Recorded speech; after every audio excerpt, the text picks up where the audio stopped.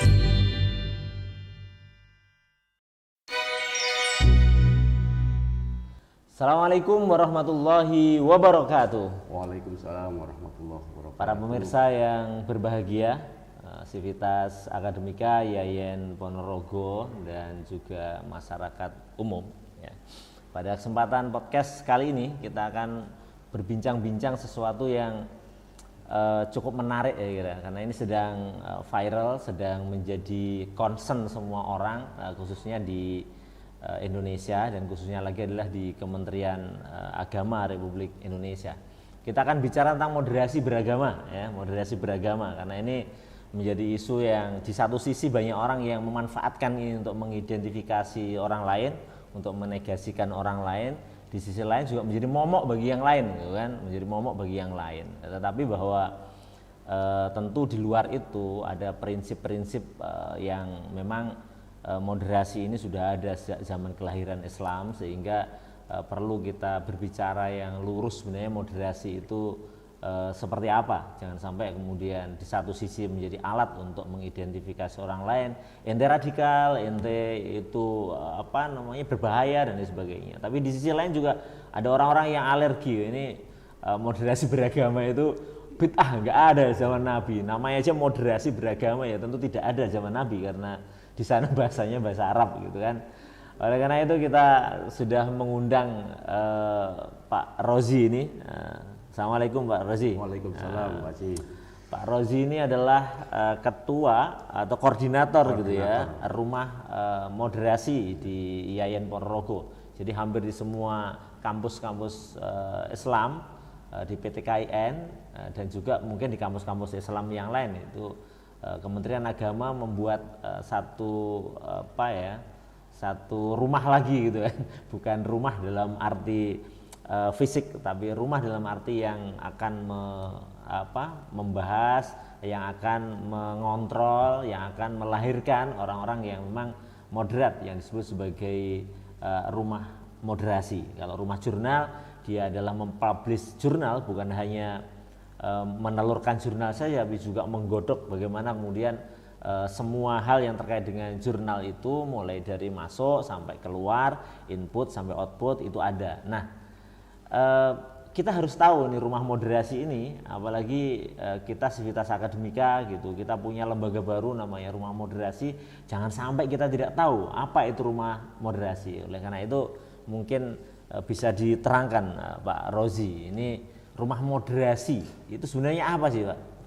Apa kita memang kurang moderat sehingga harus dibuatkan rumah moderasi gitu?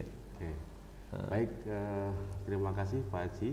Ya. Pada kesempatan yang berbahagia ini kita memang semenjak tahun 2021 ya sebenarnya sudah di seluruh PTKIN seluruh Indonesia itu ada semacam dibuatkan rumah baru.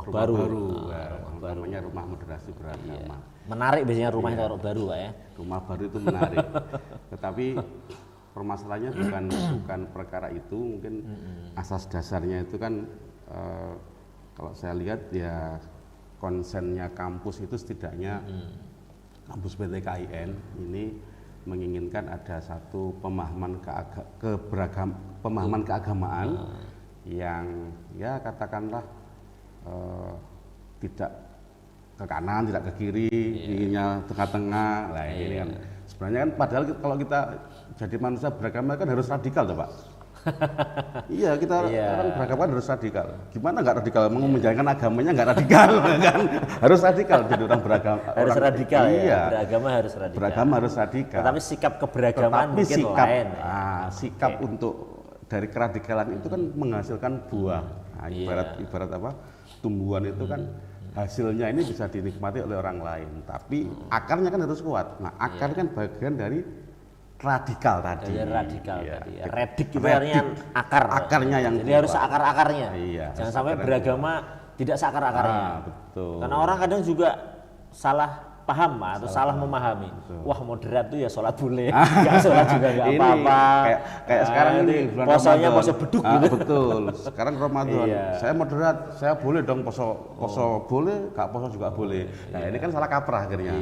Maka bagi saya seorang yang menyatakan dirinya beragama, dia harus radikal, dia harus punya akar yang kuat. Radikal itu adalah akar yang kuat. Apakah dia seorang Muslim, seorang Kristen, Katolik dan sebagainya, dia harus kuat. Perkara kemudian buahnya ini harus bisa baik gitu. Baik dalam arti ya tidak mengarah ke kanan ke kiri tadi. Iya. Jadi memang dibuat rumah moderasi ini sebenarnya untuk apa di kampus-kampus ini? Kemudian munculnya kenapa ada di kampus-kampus? Saya kira salah satu indikasinya ini kan ada sebagian ya, barangkali ada sebagian dilihat wah ini kok Kementerian Agama arahnya kok yang ke kanan banget, yang kiri banget. Nah, ini agama mau dikemanakan? Nah itu saya kira ya kemudian apalagi saat Menteri Agama kita LHS Lukman Hakim Saifuddin kan memang punya konsen untuk menampung seluruh menerapkan moderasi beragama di Indonesia. Meskipun ya bukan masa beliau kan, akhirnya menjadi RPJPM yang sekarang sampai 2024. Mungkin juga karena di kampus itu kan dikenal sebagai gudangnya intelektual, kemudian para ulama-ulama Muslim juga di kampus gitu. Meskipun saya belum pernah tahu ya, atau mungkin ada, nggak tahu ya, bahwa ada teroris itu yang lahir dari PTKIN itu kan tidak ada. Kebanyakan ada dari dari orang-orang yang belajar secara instan dan lain sebagainya. Tetapi mungkin arahnya adalah kampus itu punya tanggung jawab pengabdian masyarakat untuk mencerahkan masyarakat, untuk memberikan efek pemahaman agama yang moderat sehingga ya radikalisme dan lain sebagainya itu bisa ditekan dalam arti radikalisme yang destruktif, bukan keyakinan keagamaan kemudian kita menjalankannya secara radikal. Saya kira bukan itu maksudnya gitu ya. Terus gini Pak Rozi, gimana? Sebenarnya pilar-pilar moderasi beragama itu yang dikembangkan di PTKIN itu seperti apa ya? Ketika kita berbicara apa saja yang kemudian dikembangkan menjadi dasar utama terkait moderasi ini kan sebenarnya ada 4 ya. Ada satu terkait dengan bahasanya adalah terkait wawasan kebangsaan. Kalau orang NU bilang kan hubul watan minal iman, bahwa kan bilang begitu. Kemudian yang kedua ada toleransi.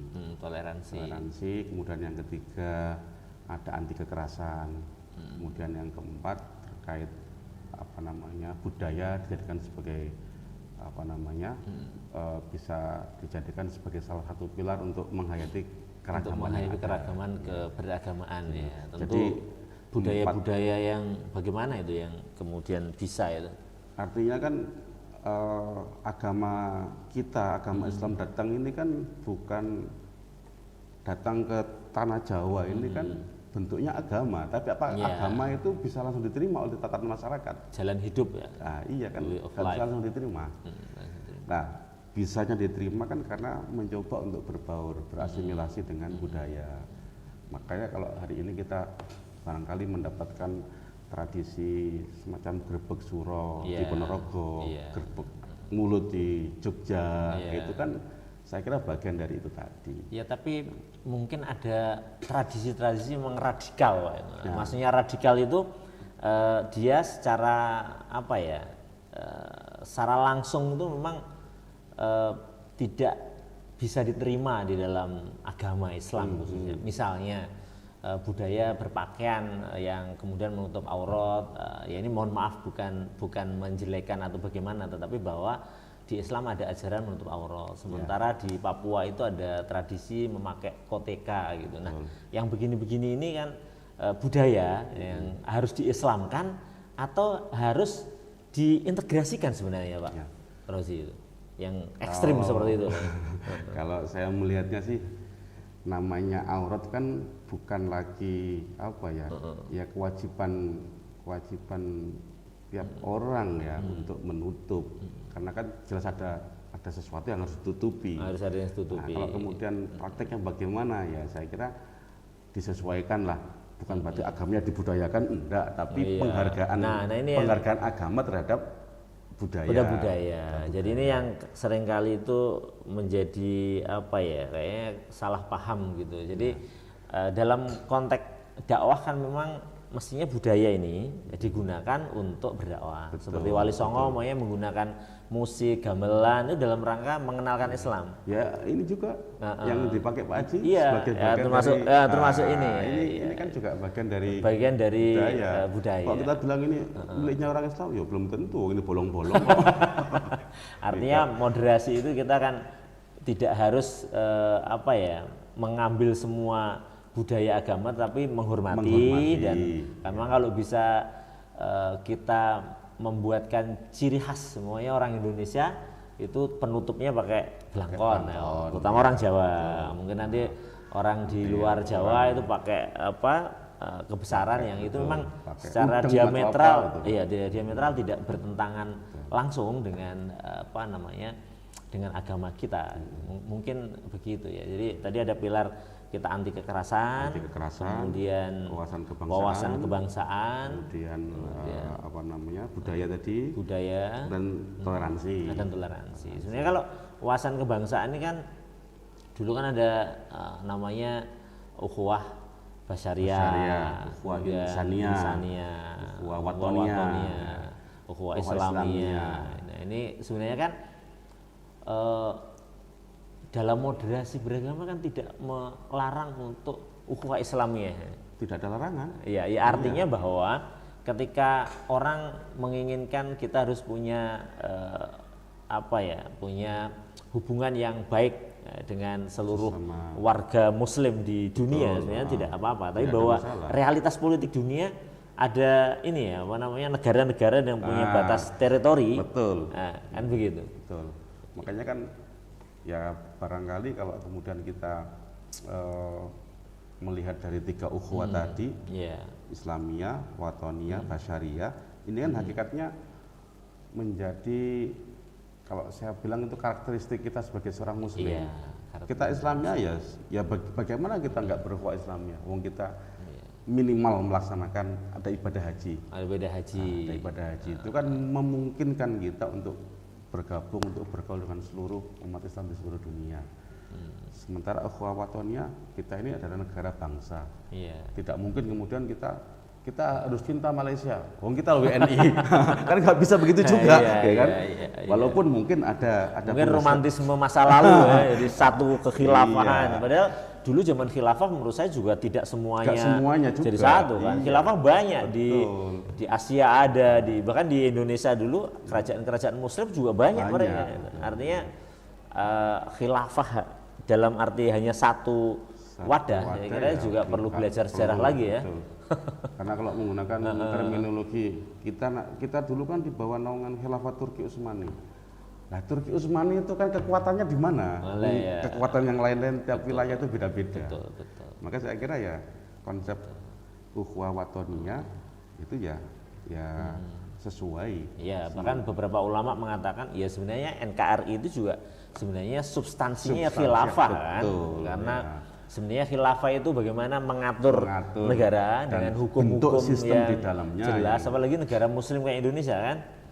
Ya, bahwa ada pelanggaran itu kan orang korupsi itu kan pelanggaran, bukan di konstitusinya. Bukan konstitusi, tapi Pancasila, undang-undang juga sudah cukup bagus ya. Sangat luar biasa para founding fathers kita untuk meletakkan dasar kita bernegara. Nah, kembali kepada tadi terkait dengan pilar pertama dari moderasi beragama terkait wawasan kebangsaan, bahwa tadi kita nyebut ketika ukhuwah itu sebagai bagian, saya kira bagian juga dari dari cinta tanah air, kebangsaan itu. Sebab hakikat dari moderasi beragama itu kan cara faham. Cara beragama.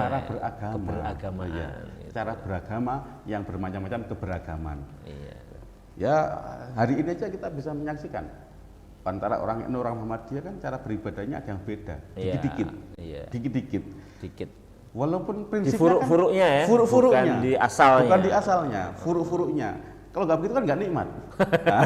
Kita nggak bisa. Iya, kadang orang berpikirnya nggak begitu, Pak. Kadang yang literal itu kan ya, pokoknya padahal itu pemahaman agama loh, bukan betul. agamanya. Bukan agamanya. Dia tidak mampu membandingkan. Umpamanya begini, bukannya para ulama mazhab yang jekek-jekek itu, yang luar biasa pinternya itu, mereka juga berbeda, apalagi kita yang jangan kan kroco-kroco begini. Iya, jangan kan kutubutis itu. Satu kitab hadis aja belum tentu pernah kita baca utuh dari A sampai Z kan. Itu sudah komplit itu. Itu juga. Apalagi soal-soal saya hafal Sahih Muslim. Oh iya. Bukhari Muslim. Sesuatu yang saya kira ya itu tadi sebenarnya salah satunya adalah mengurangi rasa ego yang tinggi yang itu tadi. Nah, kemudian yang kedua terkait toleransi ya. Toleransi itu kan saya pikir ya penghargaan lah terhadap orang lain. Menghargai perbedaan. Baik sesama muslim maupun terhadap non muslim. Ya, karena ayatnya jelas ya. Ikraha fiddin ya. Tidak ada paksaan dalam agama. Lakum dinukum waliyatin akhirnya. Gitu ya. Dia antar kalau dengan non muslim ya kita rukun, kenapa dengan sama muslim nggak rukun? Tidak, ini juga masalah. Makanya sekarang saya kadang-kadang berpikir begini Pak Haji. Iya. Katakanlah selama ini ormas yang dianggap moderat itu adalah NU Muhammadiyah dan yang lain-lain. Iya. Saya berpikir oke, ormasnya moderat. Tapi apakah anggota dan pengurusnya moderat? Belum tentu. Belum tentu. Katanya Kiai Haji Hasyim Musyadi dulu, ya kita itu ibarat kapal besar sekali yang masuk di dalamnya itu ya ada ulamanya, ada penjudinya gitu kan dalam jamaah yang besar ya. Makanya ya tentu, tapi gini Pak Rozi, jadi manhaj besar ini kan sebagai arus utama yang kemudian secara ideologi itu akan membuat ya paling tidak umatnya itu tahulah daripada misalnya begini, Muhammadiyah punya Majelis Tarjih, kemudian NU punya lembaga Basul Masail. Ini kan paling tidak relatif objektif. Karena apa? Ya keputusan-keputusan itu lahir dari surau-surau, dari pengajian-pengajian, kemudian dikaji secara utuh berjenjang sampai tingkat nasional. Nah ini saya kira ya pasti ada kelemahan, tapi dibanding 1-2 orang yang celometan, wah ini begini itu artinya manhaj ini lebih terarah. Nah terus begini Pak Rozi, tadi kan ada beberapa ya, ada kekerasan, anti kekerasan, iya anti kekerasan, moderasi, apa tadi ukhuwah, kawasan kebangsaan dan toleransi. Kalau terkait dengan Civitas Akademika, ini kita bicara tadi kan konsep-konsep umum saja. Kalau mahasiswa kita kan juga macam-macam ya. Ada yang inputnya itu dari SMA, SMK, pondok pesantren. Jadi mulai yang nggak bisa baca Quran sampai yang ahli tafsir itu ngumpul gitu. Nah, kemudian pengaruh media sosial. Mereka mendengarkan pengajian dari semua sumber yang berbeda-beda gitu. Nah, sebenarnya dalam konteks yang sederhana, bagaimana sih penerapan moderasi beragama itu bagi teman-teman kita, bagi mahasiswa, bagi dosen, karyawan itu bagaimana itu? Jadi kalau untuk dunia kampus, terutama kampus kita di Yayan Ponorogo ini, dari berbagai macam keberagaman yang ada dari sumber-sumber itu tadi sumber-sumber input mahasiswa kita, ya setidaknya apa yang diajarkan di kampus ini menjadi bagian penting ketika mereka membekali diri. Membekali diri. Sehingga proses-proses itu akan paling tidak mengajarkan kepada teman-teman mahasiswa ini, adik-adik mahasiswa, mana yang kira-kira harus dijalani, mana yang baik, mana yang tidak baik, mana yang harus dilakukan, mana yang tidak lakukan, mana yang misalkan betul-betul menjadi bagian yang harus dia jalani, bukan hanya sekedar ilmunya, karena ternyata di kampus kan bukan hanya ilmu kan, sosial juga penting. Karena secara keilmuan sebenarnya semua bangunan keilmuan di PT KIN, Ya. saya kira sudah moderat gitu. Betul. Ini kurikulumnya kan tidak ada yang kemudian arahnya ke radikalisme, Nggak nggak ada sebenarnya. Ini masalahnya kan kembali ke person. Persen dan pengaruh dari Person luar. dan pengaruh dari luar. Makanya kan barangkali kalau kita menengok di apa ada roadmap-nya moderasi beragama itu, peta jalan dari moderasi beragama. Salah satu tantangannya itu kan tantangan di dalam dan tantangan di luar. Iya. Dan itu mungkin nanti akan sesuai dengan proses kita yang ada di kampus. Tantangan dalam apa? Tantangan di dalam terkait dengan kebijakan pimpinan. Ya. Nah, dari kebijakan pimpinan yang mungkin condong pada 1-2 kelompok. Ya. Nah, ini kan juga nggak moderat, katakanlah begitu. Tidak moderat. Yang di luar dari yang itu tadi, itu ada tantangan dari transnasionalisme. Ya. Yang bisa kita akses Kapanpun dan kapanpun dimanapun dan ya. dimanapun, Yang penting punya 24 paketan. jam. Betul, punya paketan bisa. Ya. Kalau nggak punya paketan nggak bisa itu. Nggak punya paketan kita ke kampus lah. Iya. Nggak ada yang gratisan. Wifi gratis di Wifi kampus, gratis, ya. terbuka untuk semuanya. Iya.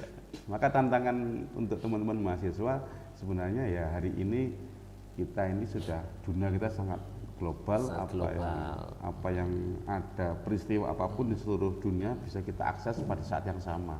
Iya. Nah itu kan tantangan yang sangat besar. Iya, iya. Mungkin juga apa yang dibaca, Pak ya. Dulu itu Martin van Vines semuanya meneliti tentang kitab-kitab yang dijual di toko-toko buku di seluruh Indonesia. Bahkan saya baca itu, pas yang saya baca itu bab dia mengumpulkan menampilkan kitab-kitab di pasar banyakan yang arah itu ada. Jadi yang diterbitkan oleh siapa, di mana, bukunya apa, komunitas pembacanya apa. Ini ternyata juga berpengaruh terhadap sikap-sikap keberagaman. Ada yang moderat, ada yang kemudian cukup radikal. Ternyata itu apa yang dibaca. Nah, di kita itu ini yang perlu saya tanyakan dan Pak Rozi harus menjelaskan ini. Ya, karena kan salah satu yang menjadi garda terbang untuk moderasi kan Pak Rozi ini. Di kampus kita itu dan juga di kampus yang lain itu ada mata kuliah baru yang muncul Pak Rozi. Iya.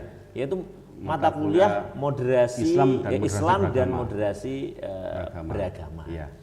Itu arahnya kemana nanti itu? Dan isinya apa? Karena bagi saya sendiri sebenarnya gini, moderat itu orangnya kalau maunya belajarnya tuntas itu moderat lah gitu.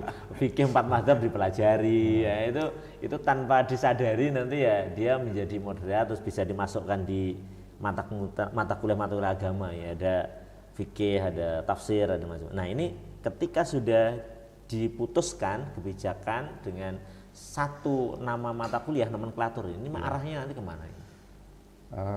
Saya melihat dari kurikulum yang kemudian akhirnya berjudul Islam dan Moderasi Beragama, itu sebenarnya harusnya kan rangkaiannya, maka sementara saya agak mengkritisinya, kenapa kemudian materi ini diberikan di semester 1? Ini ada itu semester 1. Itu kan saya agak kenapa harus semester 1? Nanti bisa didiskusikan lagi tuh, kenapa di semester 1 ya? Karena arahan di materi Jawa deh. Iya. Makanya kan sebenarnya harus MSI dulu, studi fikih dulu, studi Quran, studi hadis, dasar-dasar dulu, baru kemudian itu loh. Ini kok sudah di depan. Nah, ini mungkin nanti para wadek-wadek satu termasuk Haji ya ini. Oh iya, nanti akan saya evaluasi kurikulum saya itu. Kalau memang butuhnya di semester 4 atau 5 nggak apa-apa, tetapi muatan yang tidak eksplisit bisa dimasukkan di mata kuliah dasar tadi ya. Iya. Arahannya saya kira melihat sekilas, karena kan kebetulan saya masuk kan udah jadi Pak. Iya. Saya masuk udah jadi, karena saya ini kan newcomer. Nah, peninjauan kurikulum di Web ini masih baru, nanti bisa kita saya melihat itu, loh ini harusnya menurut saya pandangan pribadi waktu saya lihat paling enggak semester 3 atau paling cepat semester 2. Saya lihat kemarin begitu.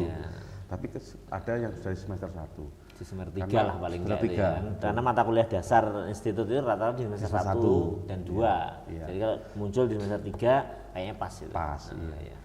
Karena memang di situ kan ada pengalaman beragama, ada pengalaman beragama dan pengalaman keberagamaan. Dan itu kan kalau teman-teman mahasiswa yang baru masuk, mohon maaf dari SMK, dari SMA yang sama sekali belum mengenal, masih sekedar dasar saja keislamannya, yo akhirnya mentah nanti. Iya. Saya khawatir kan mentah. Ya, seperti Pak Lutfi ngajar tafsir ekonomi itu ya. Betul. Ternyata yang diajari belum bisa baca Quran. Jadi matrikulasi baca Quran belum selesai. Betul, bagaimana betul. dia baca Qurannya belum bisa sudah masuk ke tafsir. Jadi akhirnya kayak ceramah ya, paling ngasih pesan-pesan moral gitu. Ya, gitu. sama juga kan di Fuad itu kan ada mahasiswa kita yang mungkin rata-rata secara baca Quran bisa, tapi ada 1-2 yang mohon maaf masih belum bisa. Gitu. Meskipun ya sekarang insya Allah sudah ya, ada usaha bersama lah di ya, kampus untuk melakukan matrikulasi. Sudah mulai. Dan ini kan penting, kenapa? Karena materi-materi dasar yang apa istilahnya Pak, institusi ini diberikan dahulu, nanti kemudian materi moderasi beragama yang saya lihatnya karena nomenklaturnya harus bunyi moderasi beragama gitu. Ya itu kebijakan. Kebijakan. Sebenarnya bisa aja tidak dibunyikan dalam kebijakan, tapi nanti dimasukkan dalam suplemen di berbagai mata kuliah yang menyebar di baik keislaman maupun tidak. Sebenarnya moderasi ekonomi juga penting, Pak. Ya, betul. Moderasi ekonomi itu bukan nggak kaya nggak miskin itu kan, tetapi moderasi ekonomi itu dia sikap menghilangkan sikap keserakahan gitu kan. Kalau di ilmu ekonomi umum pokoknya dengan biaya sekecil-kecilnya untuk memperoleh keuntungan yang sebesarnya, ini kan akhirnya menimbulkan keserakahan. Padahal kalau di kita kan al-kharaj bidzoman, ya hasil sesuai dengan usaha. Nah ini kan moderasi dalam ekonomi, ilmu ini perlu disampaikan gitu. Nah, terus ke depan ini bagaimana langkah-langkah rumah moderasi? Kalau dalam jangka pendek ini ya, saya kemarin coba sampaikan ke teman-teman yang ada di LPPM, karena naungan kita ada LPPM. Loh, anak buahnya Pak Rozi berapa ini untuk menggarap? Sementara ini anak buah saya banyak, Pak. Oh banyak. Ya, kaki, tangan. Sementara saya sendiri, Pak. Oh sendiri itu? Sementara ini, ya. Itu koordinator yang tidak punya makanya tadi saya cabang. Bilang koordinator tidak punya cabang dan tidak punya anak buah. Jadi satu-satunya yang jadi pusat. Gitu. Hebat. Semoga lancar dan sukses ya. Yang pasti nanti suatu ketika ya saya minta ke direktur ini harus apa? Karena kalau misalkan menggunakan RPJM sampai 2024, apakah hanya sampai 2024 selesai ataukah bagaimana? Yang pasti kalau disebut sebagai pekerjaan berat ya berat, kalau dianggap ringan ya ringan. Yang pasti kampus kita bagaimana kemudian punya punya statement, punya kekuatan yang dan punya kebijakan ya, secara agamanya radikal, tapi buahnya harus yang bisa manis menaungi semuanya.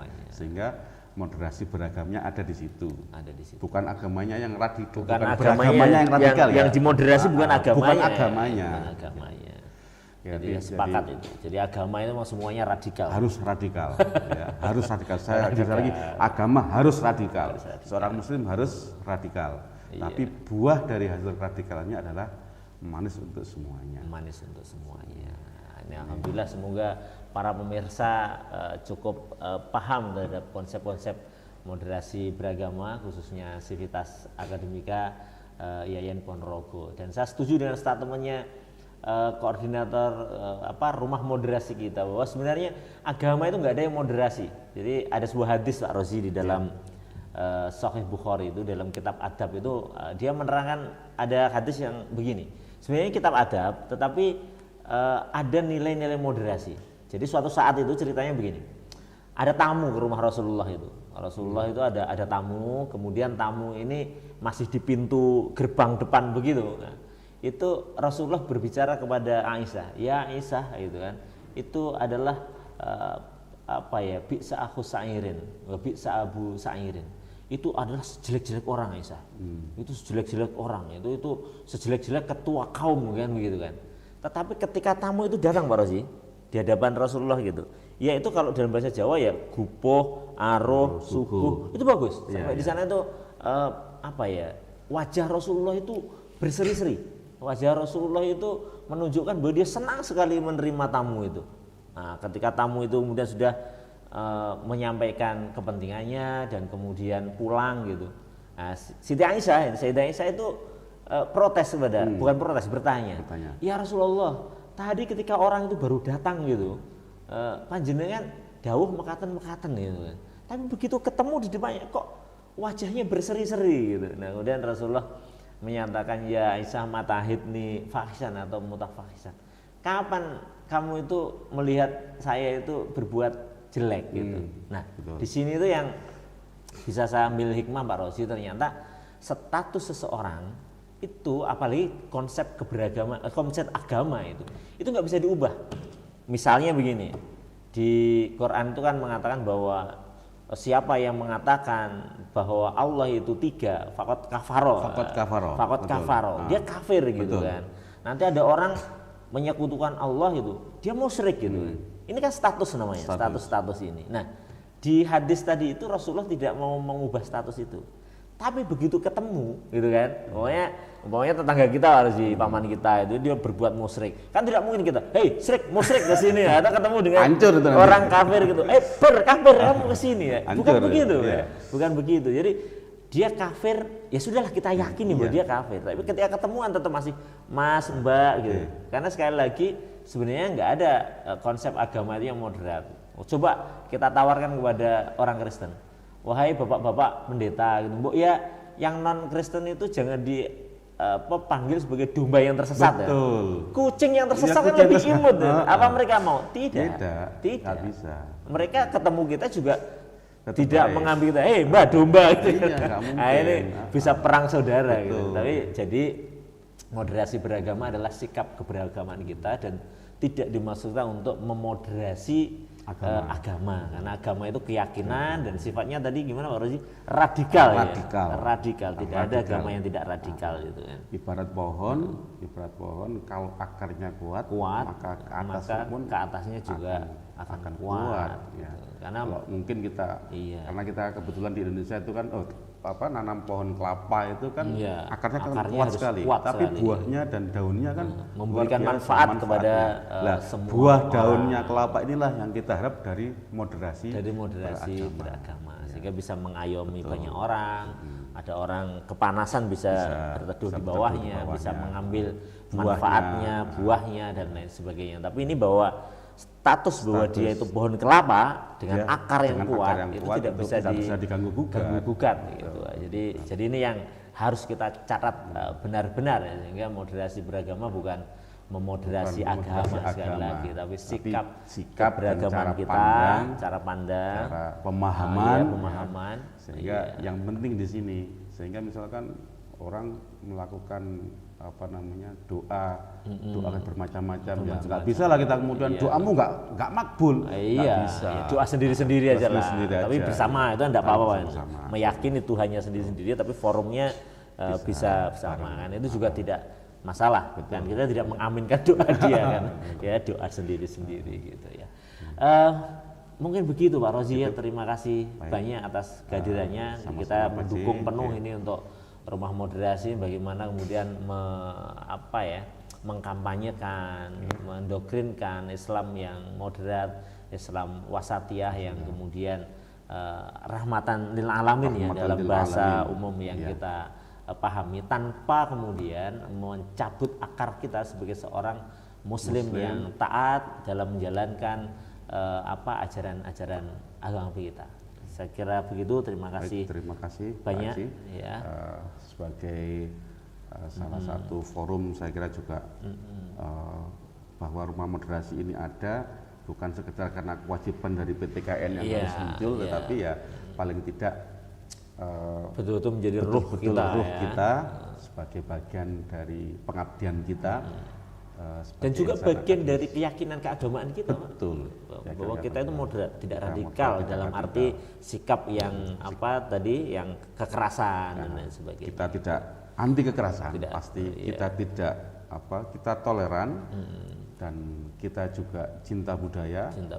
Apalagi kemudian kita juga harus tetap cinta tanah air. Sebagai wujud kita berbangsa dan bernegara sesuai dengan pasal 29 UUD 1945. Oke, terima kasih Pak Haji. Terima kasih. Terima kasih para pemirsa yang berbahagia. Ini podcast kita, silahkan disimak. Nanti selain menyimak podcast kita, nanti silahkan datang ke Rumah Moderasi untuk bertanya lebih lanjut sebenarnya bagaimana sikap keberagaman kita yang moderat ya. Terima kasih kepada tim Halo Febi, terima kasih El Siswaf IAIN Ponorogo yang menginisiasi untuk adanya podcast ini. Febiku hebat, Febiku dahsyat. Assalamualaikum warahmatullahi wabarakatuh. Waalaikumsalam warahmatullahi wabarakatuh. Begitu Pak Rozi. Oke, Mau beraktivitas kembali? Iya. Ya. Masih ada hal yang harus